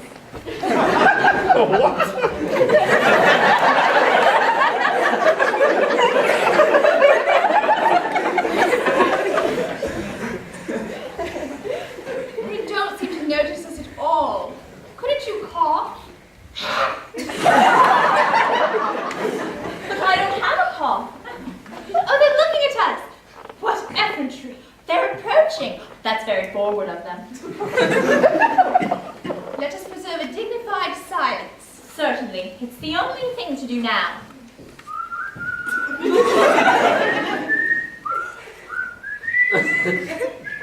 This dignified silence seems to produce an unpleasant effect. A most distasteful one. But we will not be the first to speak. Certainly not. Mr. Woody, I have something very particular to ask you. Much depends on your reply. Gwendolyn, your common sense is invaluable. Mr. Moncrief, kindly answer me the following question. Why did you pretend to be my guardian's brother? In order that I might have an opportunity for seeing you. That answer certainly seems satisfactory, does it not? Yes, dear, if you can believe him. I don't, but that does not affect the wonderfulness of his reply. In matters of grave importance, style, not sincerity, is the vital thing. Mr. Worthing, what explanation can you offer to me for pretending to have a brother?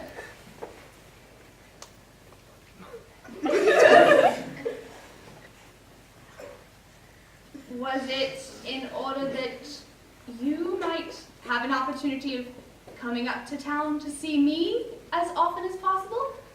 Can you doubt it, Miss Fairfax? I have the gravest doubts on the subject, but I intend to crush them. This is not the time for German skepticism. The answers appear to be quite satisfactory, especially Mr. Worthing. That seems to me to have the stamp of truth upon it. I am more content with what Mr. Moncrief said. His voice alone inspires with absolute credulity. You think we should forgive them? Yes. I mean, no. True. I had forgotten. There are principles at stake which one cannot surrender. Which of us should be the one to tell them? The task is not a pleasant one. Could we not both speak at the same time? An excellent idea. I nearly always speak at the same time as other people. You take time for me. Certainly. Your Christian names are still an insuperable barrier. That is all. Our Christian names, is that all? But we are going to be christened this afternoon. For me, you are prepared to do this terrible thing. I am.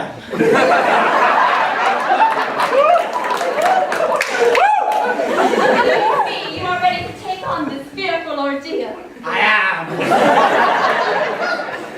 How absurd to speak of the equality of the sexes. The questions of self-sacrifice are concerned. Men are infinitely beyond us. We are. They have moments of physical courage that we women know nothing about. Darling. Darling.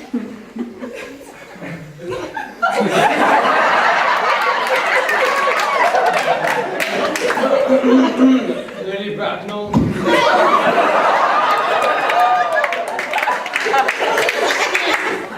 Merely that I am engaged to be married to Mr. Worthing, Mamma. Come here. Sit down. Sit down immediately. Hesitation of any kind is a sign of mental decay in the young, a weakness in the old.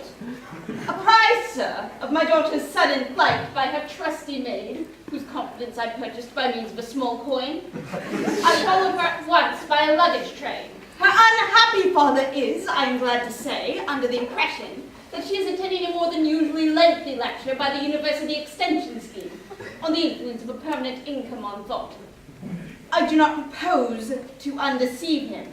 Indeed, I have never undeceived him on any question. I would consider it wrong. But of course, you must clearly understand that all communication between yourself and my daughter must cease immediately from this moment. On this point, as on all points, I am firm. I'm engaged to be married to Gwendolyn, Lady Bracknell. You are nothing of the kind, sir.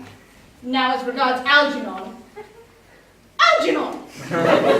Yes, Aunt Augusta? May I ask if it is in this house that your invalid friend, Mr. Bunbury, resides? Oh, no, Bunbury doesn't live here. Bunbury is somewhere else, friend. In fact, Bunbury is dead. Dead?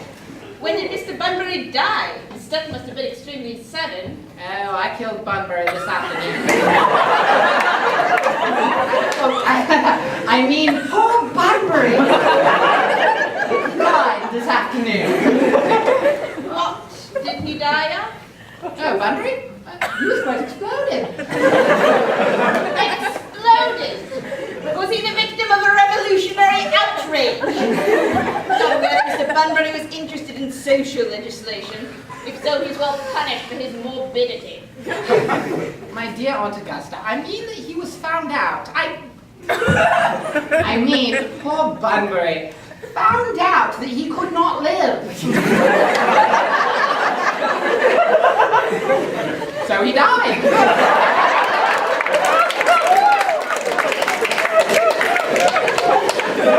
Seems to have had great confidence in the opinion of his physicians. I am glad, however, that he made up his mind at the last to some definite course of action, and acted under proper medical advice. And now that we have finally finally got rid of this Mr. Bunbury, may I ask Mr. Worthing, who is this young person whose hand my nephew Algernon is now holding in what seems to me a peculiarly unnecessary manner? That lady is Miss Cecily Cardew, my ward. I'm engaged to be married to Cecily Augusta. I beg your pardon. Mr. Moncrief and I are engaged to be married. I do not know whether there is anything peculiarly exciting in the air in this particular part of Hertfordshire. But the number of engagements seem to me considerably above the proper average that statistics have laid down for our guidance. I think some preliminary inquiry on my part would not be out of place. Mr. Worthing, is Miss Cardew at all connected to any of the larger railway stations in London? I merely desire information. Until yesterday, I had no idea there were any families or persons whose origin was a terminus. Miss Cardew is the granddaughter of the late Mr. Thomas Cardew of 149 Belgrave Square, SW, Gervase Park, Dorking, Surrey, and the Sporran Fifeshire NB. That is not unsatisfactory.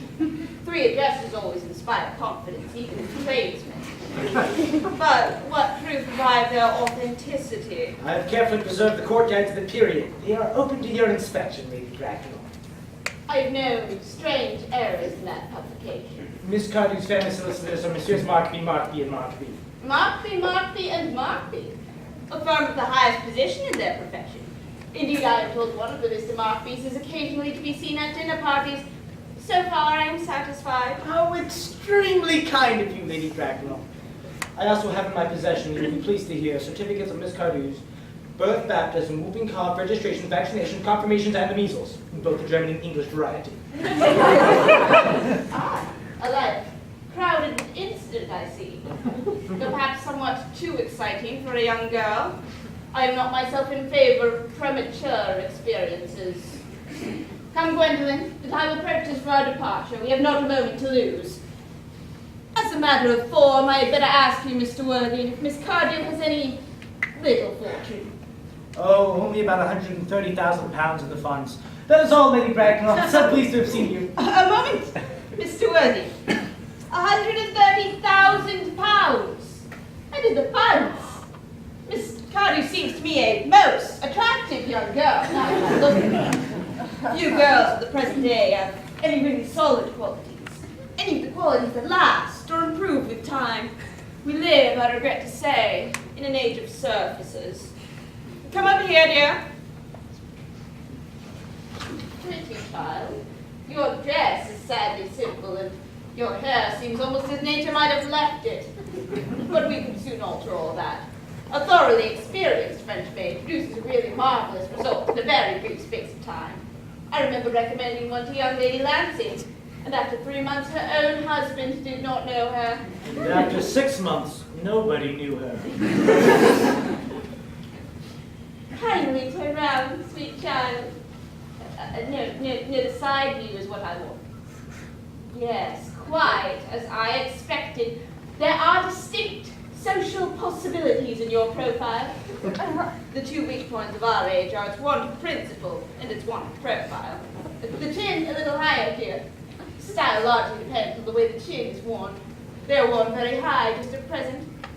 Algernon! Yes, Aunt Augusta. There are distinct social possibilities in Miss Cardew's profile. Cecily is the dearest, prettiest girl in the whole world, and I don't give a 2 pence about social possibilities. Never speak disrespectfully of society, Algernon. Only people who can't get into it do that. Of course, dear, you must know that Algernon has nothing but his debts to depend upon. But Algernon is full of mercenary marriages. When I married Lord Bracknell, I had no fortune of any kind, but I never dreamed for a moment of allowing that to stand in my way. Well, I suppose I must give my consent. Thank you, Aunt Augusta. Cecily, you may kiss me. Thank you, Lady Bracknell. And you may address me as Aunt Augusta for the future. Thank you, Aunt Augusta. The marriage, I think, had better take place quite soon. Thank you, Aunt Augusta. Thank you, Aunt Augusta. Just be favor of long engagements.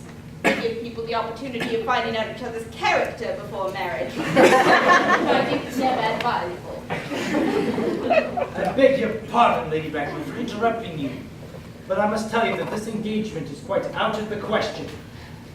I am Miss Cardew's guardian. She cannot marry without my consent until she comes of age. That consent I absolutely decline to give. Upon what grounds, may I ask? Algernon is an extremely, I may almost say an ostentatiously eligible young man. He has nothing, but he looks everything. What more can one desire? It pains me very much to have to speak frankly to you, Lady Bracknell, about your own nephew, but I'm afraid I do not approve at all of his moral character. I suspect him of being untruthful. Untruthful?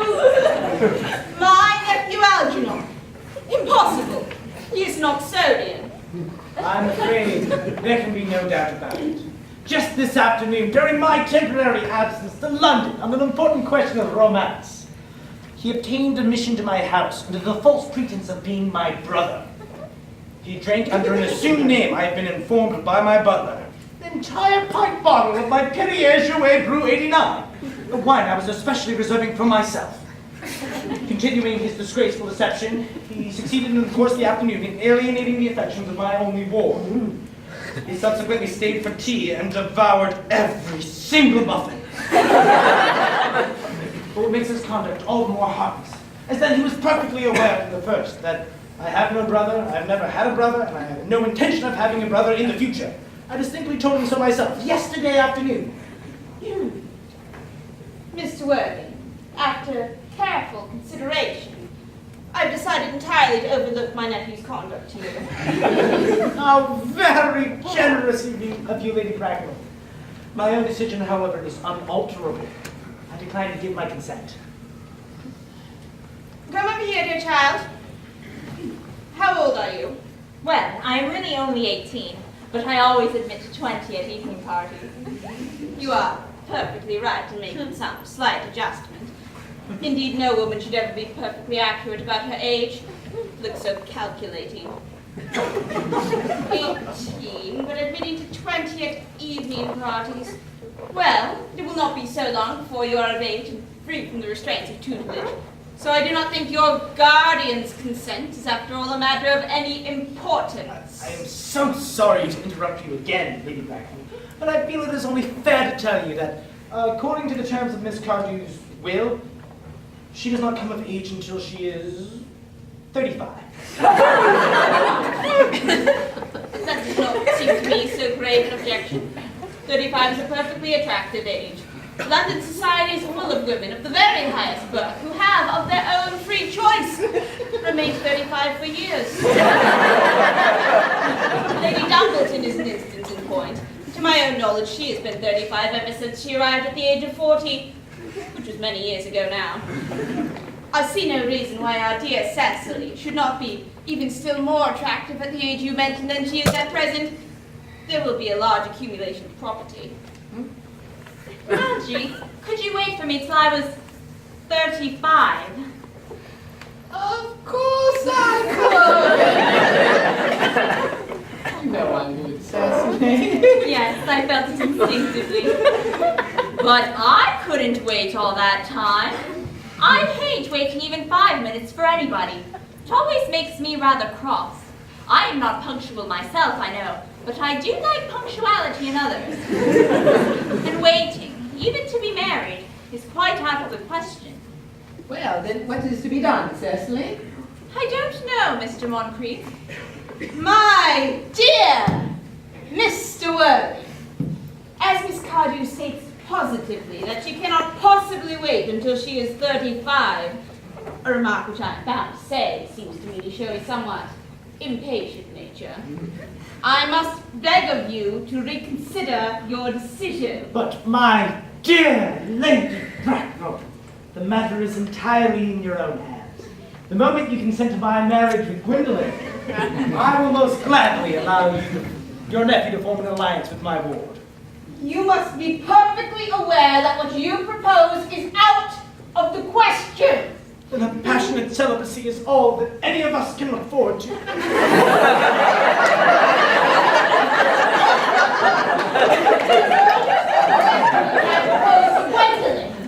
Algernon, of course, can't choose for himself. Come, my dear. You've already missed 5, if not 6, trains. To miss any more money exposes to comment on the platform. Everything is quite ready for the christenings. The christening, sir! Is not that somewhat premature?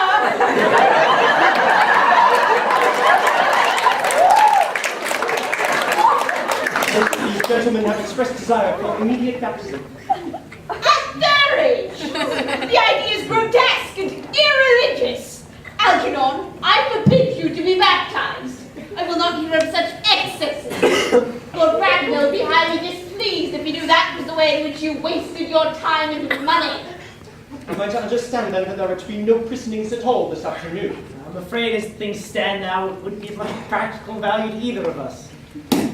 I am grieved to hear such sentiments from you, Mr. Worthing. They sing all of the heretical views of the Anabaptists. Views which I completely refuted in 4 of my unpublished sermons. However, as your present mood seems to be one peculiarly secular, I shall return to the church at once. In fact, I have just been informed by the pew opener that for the last hour and a half Miss Prism has been waiting for me in the vestry. Miss Prism?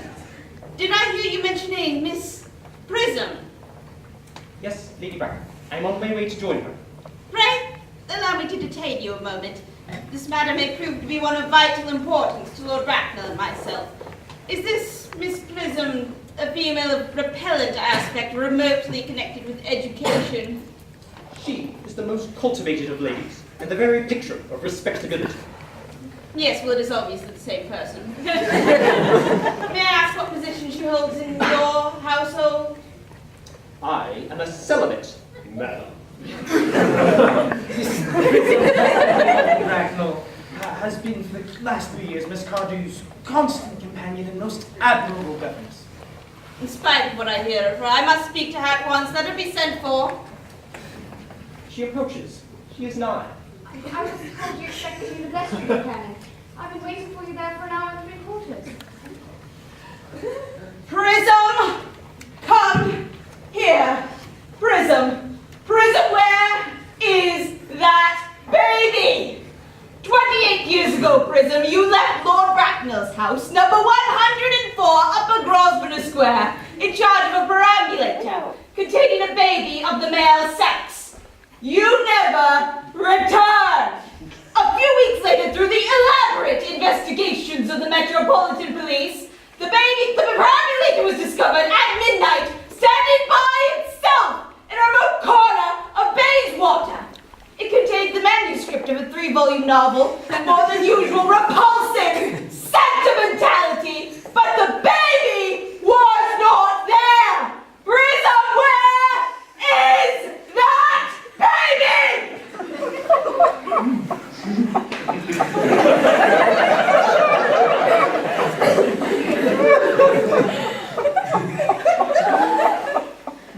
Lady Bracknell, I admit with shame that I do not know. I only wish I did. The plain facts of the case are these. On the morning of the day of admission, a day that is forever branded on my memory, I had prepared as usual to take the baby out in its perambulator. I had also with me a somewhat old but capacious handbag in which I had intended to place the manuscript of work of fiction that I'd written during my few unoccupied hours. In a mental abstraction for which I never can forgive myself, I deposited the manuscript in the bassinet and placed the baby in the handbag.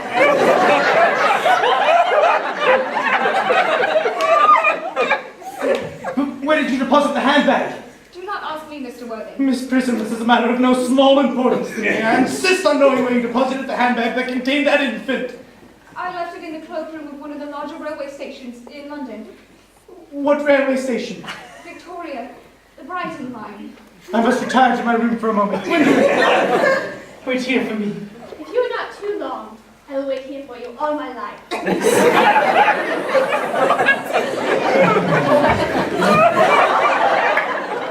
What do you suppose this means, Lady Bracknell? I dare not even suspect, Dr. Chasuble. I need hardly tell you that in families of high position, strange coincidences are not supposed to occur. They are hardly considered the thing. Uncle Jack seems strangely agitated. Well, Guardian has a very emotional nature. This noise is extremely unpleasant. It sounds as if you were having an argument. I dislike arguments of any kind. They're always vulgar and often convincing. It has stopped now. I wish you would come to some conclusion. The suspense is terrible. I hope it will last. Miss Prism! Is this the handbag, Miss Prism? Examine it carefully before you speak. The happiness of more than one life depends on your answer. Yes, it seems to be mine. Oh, here's the entry it received through the upsetting McGower Street omnibus in younger and happier days. Oh, and here's the stain on the lining caused by the explosion of a temperance beverage. An incident and here on the lock are my initials. I'd forgotten that in an extravagant mood I'd had them placed there. The bag is undoubtedly mine. I'm delighted to have it so unexpectedly restored to me. It has been a great inconvenience being without it all these years. Miss Prism, more is restored to you than this handbag. I was the baby you placed inside it. You? Yes. Mother! I'm unmarried! Unmarried? I do not deny that is a serious blow. But who can cast the stone against one who has suffered? Cannot repentance wipe out an act of folly? Why must there be one law for men and another for women? Mother, I forgive you. There is some error. There is a lady who can tell you who you really are.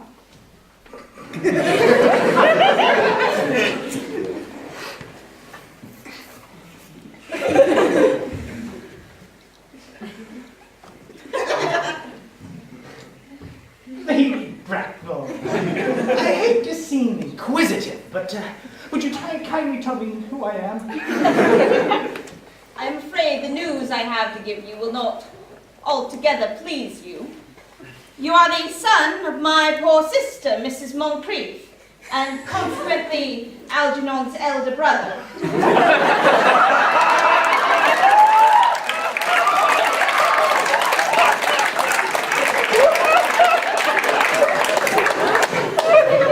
Algy's elder brother?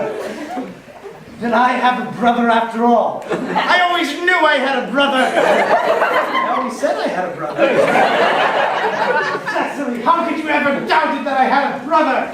Dr. Chasuble, my unfortunate brother. Miss Prism, my unfortunate brother. Gwendolyn, my unfortunate brother.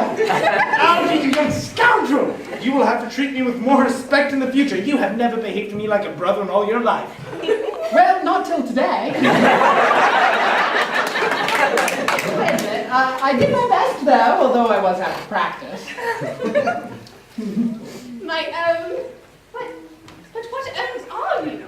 What is your Christian name, now that you have become someone else? Good heavens, I'd quite forgotten that point. The decision on the subject of my name is irrevocable, I suppose. I never change, except in my affections. What a noble nature you have, Gwendolyn. Well, then the subject had better be cleared up at once. Lady Bracknell, a moment. At the time when Miss Prism had placed me inside the handbag, had I been christened already? Every luxury money could buy, including christening, had been lavished on you by your fond and doting parents.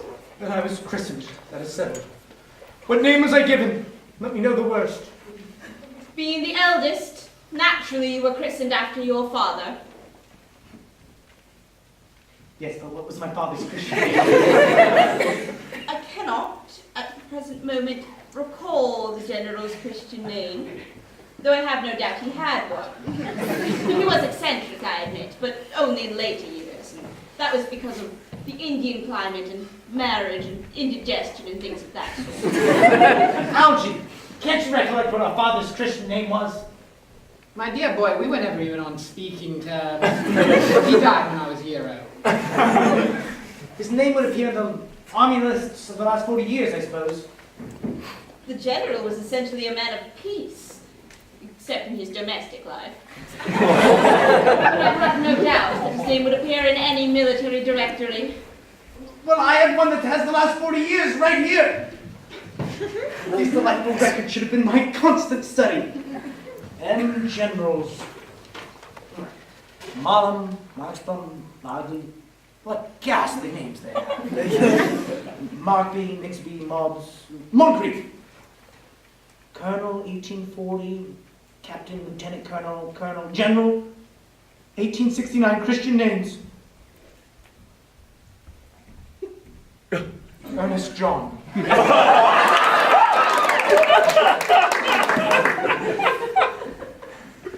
I always told you, Gwendolyn, my name was Ernest. Well, it is Ernest after all. I mean, it naturally is Ernest. Yes, I recall the general was named Earnest.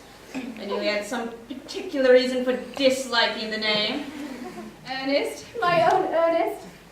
I felt from the first that you could have no other name. Gwendolyn, it's a terrible thing for a man to discover quite suddenly that he's been speaking nothing but the truth his entire life. Forgive me. I can, but I feel you're sure to change. My Letitia. Oh, Frederick.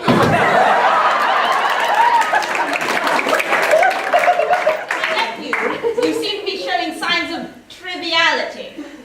On the contrary, Aunt Augusta, I've now realized, for the first time in my life, the vital importance of being earnest.